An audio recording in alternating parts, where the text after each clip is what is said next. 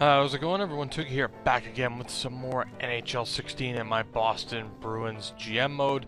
Now, one of the first things you might notice is not only has it been a while since I've uploaded, but suddenly we are no longer 3-0, we are 0-2-1. Time for a little bit of story time, short and sweet. Something we all learn as gamers. I learned this way back, in the PlayStation days when you could have multiple save files. And you always learn if something's really, truly important, you have a backup file. I do it on every game, whether it's, my own personal GM modes, my rosters, my custom rosters. I make sure to have an extra file, an extra backup save for literally everything, except this one occasion where I managed to forget, and the file immediately corrupted a hell of a way to start off my career mode on NHL 16. However, I took the time to get the rosters completely up to speed. This GM mode started with the finalized rosters for the NHL. So legitimately, every move, whether it's Andrew McDonald on Philadelphia being sent down, Nikita Nikitin and Ben Scrivens, everything is up to speed. We have suffered a lot of injuries thus far. Dennis Seidenberg is out. Adam McQuaid is out. He's coming back very shortly, though. And Joe Morrow is out. So it's created an interesting deal as far as the team goes. Now, taking a look at the defense here, we have Chara and Krug as our top pairing.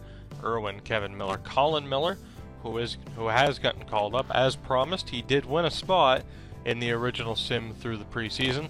And Zach Trotman, as you can expect, Tuukka Rask and Gustafsson.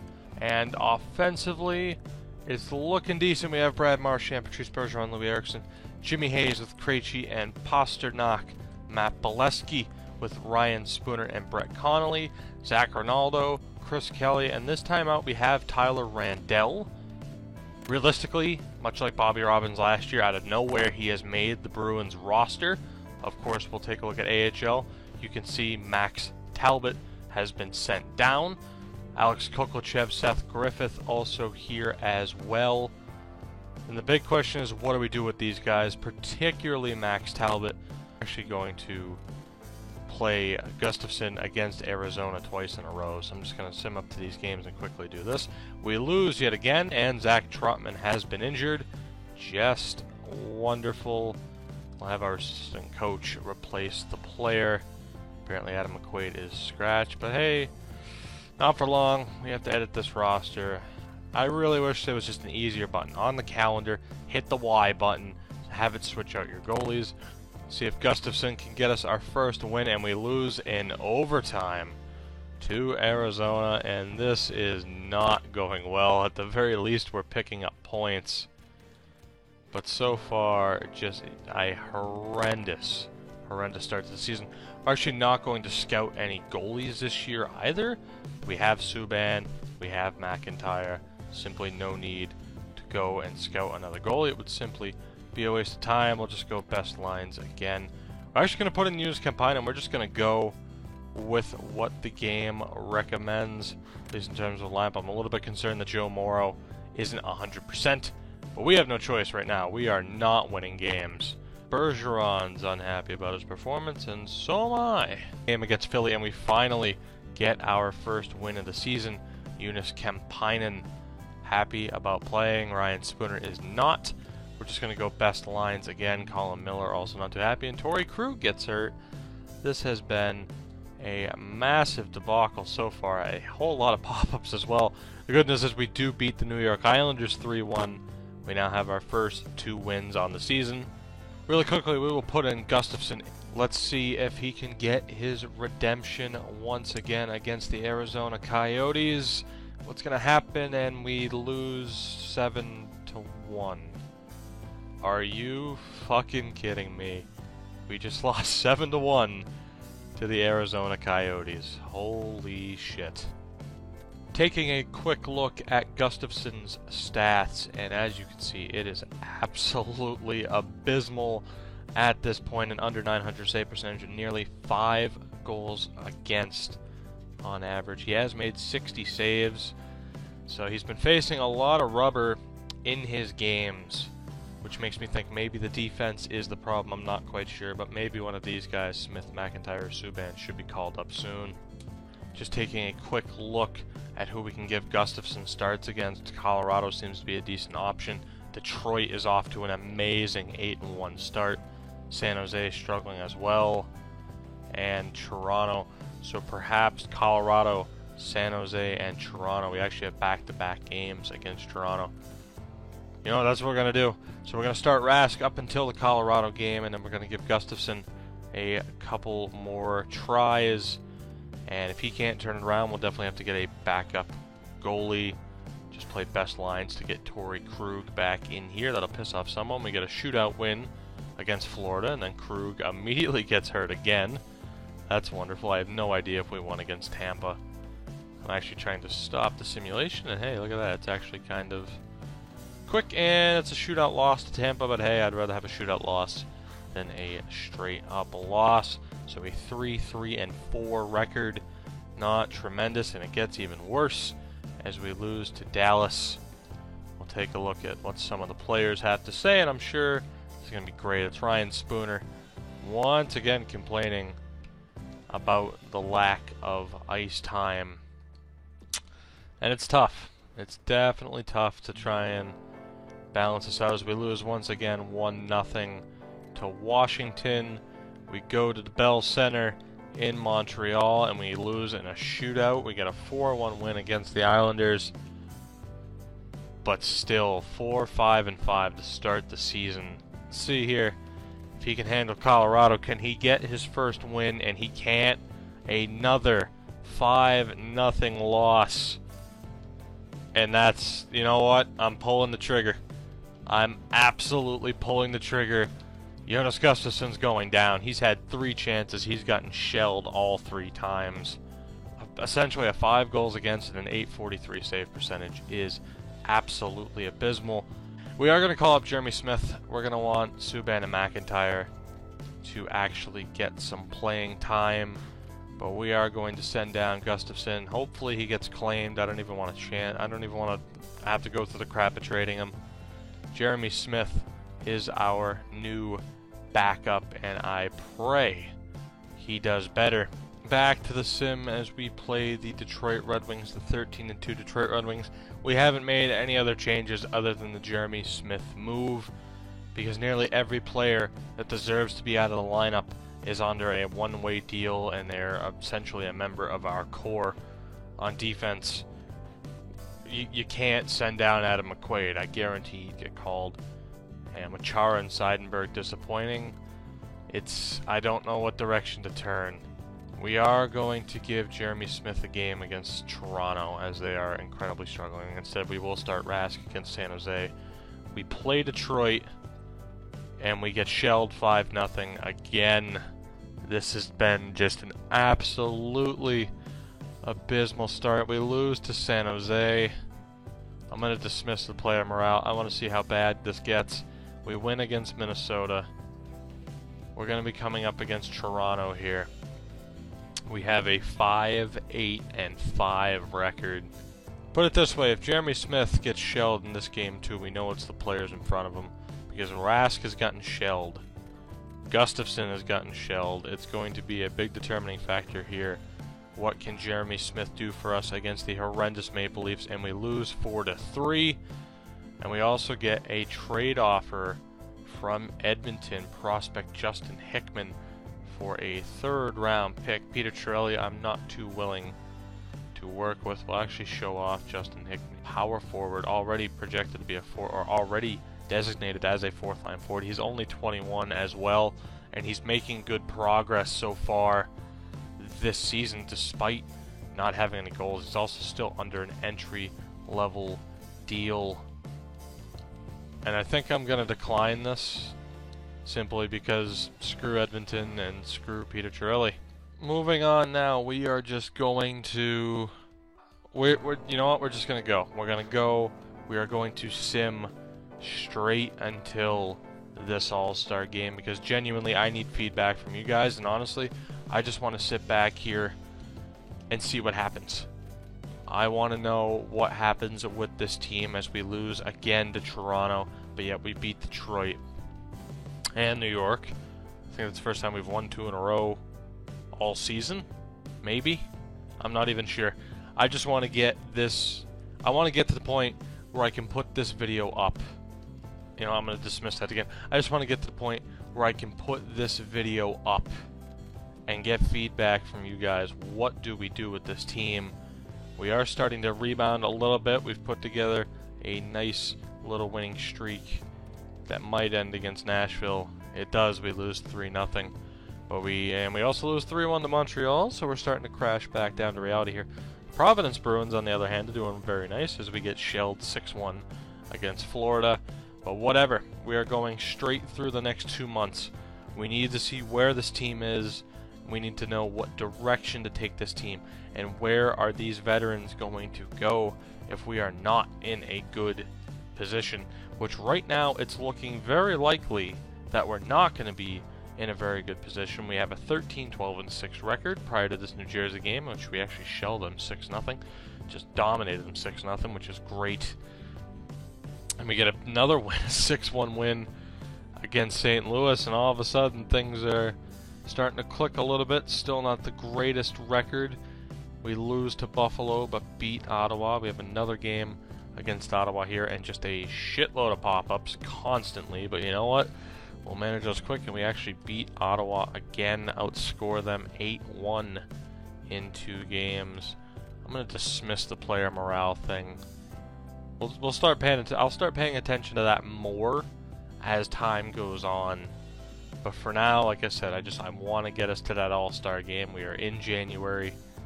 We're starting to have a decent record and starting to turn it around a little bit.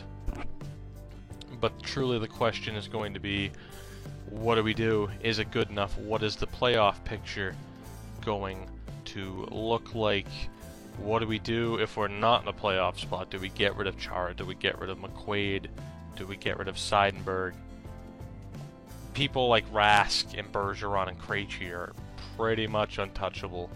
But there are a lot of pieces on this roster that could go, and we could go into full rebuild mode. We actually lose Zdeno Chara, and I have to go now and edit this so our assistant GM, our lovely assistant GM, doesn't cost us an NHLer. I want to see really quick if the game has given Jeremy Smith any starts. It gave him 1 extra start, and he's actually not doing that well. You know what, since he's not doing that well, we're going to call Gustafsson back up. Just get Jeremy Smith some playing time. We actually have 6 defensemen, I'm not sure. Actually, wow, we only have 17 skaters, okay. There must be a lot of forward injuries. Right wing, we're set. Actually, Tyrone Dell, that's actually interesting. Tyrone Dell has made even more progress. He's up 2 overall points. He has 4 goals and 2 assists. That's not too bad for a 24-year-old rookie. Left wing, Matt Bolesky is currently out, and for centers we have Chris Kelly out. Let's go over to left wings, and truly let's just see who's doing the best. We have Brendan DeFazio, 5 goals and 8 assists. Anthony Kamara, 9-9. He's also a +12. That's very impressive. 7 goals, 9 assists for Anton Blade. Accidentally went back to Kamara. We have Colton Hargrove, 12 goals, 8 assists. The Providence boys are doing incredible this year. And it might have to be Colton Hargrove. It's Peter Cehlarik is the man. You know what? We are going to call up Colton Hargrove. He's doing very well, and I see no reason not to. But as we're also going to call up Max Talbot. You know, we're going to call up Max Talbot. We need bodies on the roster. Let's call up Max Talbot. We will send down Jeremy Smith. That changed up the dynamics. But this NHL team, the main roster team, we really need to turn it around, as we have now lost 3 games in a row. Coming up against Montreal, as we have an achievement pop. But that is okay. Joonas Kemppainen goes down with injury. We have lost 4 games in a row, now 5 games in a row, as we are just falling apart heading into the All-Star break. Another loss to Columbus. This is not looking good at all. I accidentally hit the wrong one there. I'm not too worried about scouting. We got a shootout win against Philly and a win against Anaheim. That's a good set of bounce back games, and that actually brings us to the All-Star game, everybody. We finally made it. It certainly hasn't been pretty. We are 22-20-7. The AHL team's also fallen off a little bit. They might have been boosted up by Gustafsson. I'm actually going to take a look at Stat Central here. We'll take a quick look at the standings overall. In the Atlantic Division, we are currently in 6th. We are 15 points out of a playoff spot. 15 points. You know, I thought I did the math wrong, but truly, we are 15 points behind the Ottawa Senators. That is absolutely horrendous. We'll take a look at the Metro. New York, Washington, and Pittsburgh on top, as you would expect. Everyone else trailing behind. New Jersey not doing that well, as you would expect. Philly struggling. The Islanders surprisingly struggling. I thought they would do a little bit better. And Carolina, shockingly, doing well. We'll actually go back to the Atlantic. As you would expect, Toronto and Buffalo struggling. Florida 2 points above us in the standings, in Montreal also on the outside looking in. Detroit 37-11-1, a shocking record. Taking a look at the Central, and Chicago has 75 points already. As you can see, they've played 53 games. Minnesota has played 4 less games and are only 1 point back, so the Wild on great pace. Dallas as well with the tiebreaker over St. Louis based on games played. Colorado struggling tremendously. Winnipeg and Nashville also not doing as well. And in the Pacific Division, it's LA, San Jose, and Anaheim. Calgary just on the outside looking in. Arizona and Edmonton not doing that great. In Vancouver, surprisingly struggling. Take a quick look at the stats for everybody. As you can see, David Krejci 38 points thus far. Bergeron 27.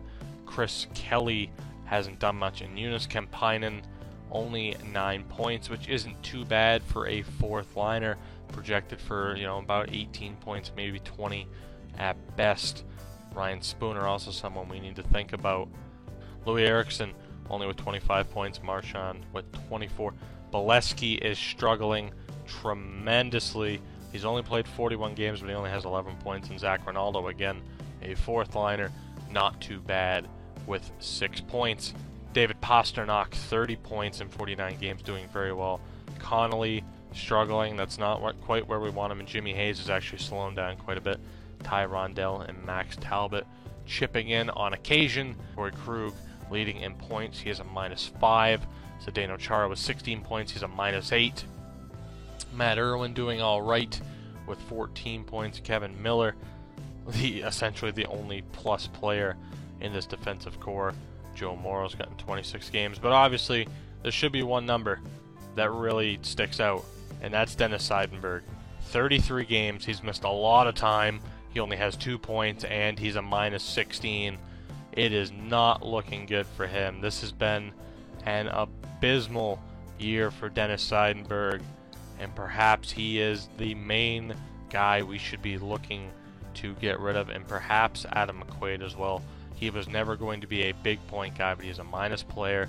Tuukka Rask actually having a pretty damn good year, in my opinion. A 2.2 goals against and a .925 save percentage, but when he is not in, we're not winning games. Gustafsson's played 5 games. He has no wins, an .848 save percentage. Jeremy Smith, a 3.7 goals against and an .868 save percentage. We'll try to see who has the lowest goals against average for everyday starters. You can see Mrazek, Craig Anderson, not quite everyday starters. I'd define Marc-Andre Fleury absolutely as an everyday starter, and he is having an amazing year so far. Essentially a 1.8 goals against and a .938 save percentage. An amazing start for him. Andrew Hammond, just taking a quick look, he has a couple more starts than Anderson. That's an interesting stat. Braden Holtby also doing incredibly well. Corey Crawford as well, and I actually think we're suffering the skipping thing. So Rask is doing well but clearly there are some goalies who have been a step above thus far. Crawford, Quick, Lundqvist, and Fleury.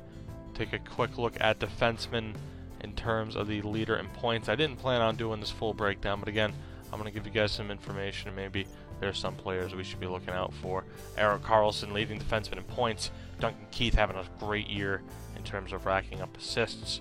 Oliver Ekman-Larsson up there. Drew Doughty and Keith Yandel wrap up the top 5. Aaron Ekblad's also up there with 32 points. He has already jumped to an 89 overall, which is absolutely incredible. He started at an 84. I know for a fact I put him at an 84, maybe an 83. So he has already made incredible potential. I'm just taking a quick look at the other overalls, and nobody's made a jump like him. Right wingers, and in terms of points, Vladimir Tarasenko, 55 points already. Patrick Kane with 46. Nikita Kucherov, 39. Bobby Ryan, 37. And Silfverberg at a 36. Cam Atkinson, just outside the top 5, 35 points, tied with Matt Zuccarello. Maybe he's somebody we should look at. Take a quick look at the left wingers and centers as well. And as you can see for left wingers, Alexander Steen is having a spectacular year, as is Zach Parise. Vanek Ovechkin lagging behind. He does lead in goals, at least for left wingers, but he's lagging behind in points. Daniel Sedin rounds out the top 5. And in terms of centers, Steven Stamkos with 46 points. He's actually injured at the moment. Nicholas Backstrom, Tyler Seguin, Johansson, and Mikko Koivu. David Krejci is close with 38 points. We'll just take a quick look. Who is the goal scoring leader? Is it Ovechkin? It is at 27 goals, Alexander Ovechkin. And right now the point leader is Vladimir Tarasenko. St. Louis has the 2 top point getters in Tarasenko and Steen. But again, I wanted to give you as much info and as much detail as you could about this team so far. It has been a frustrating start. We are currently outside a playoff position, but where we take this team, this is a deciding year. We are either going to trade away a lot of these prospects and make this team better, or perhaps it's time to cut bait, to cut ties with some of these older veterans, give this youth some starting time, and hope to make that big cup run in a few years. Let me know down in the comments below. Finally, what direction should we take? What should I do? Where should we lead this team? If you've enjoyed what you've seen, leave a like down below. It is very much appreciated. Subscribe if you feel so inclined. That is also very much appreciated. And I will see you guys next time.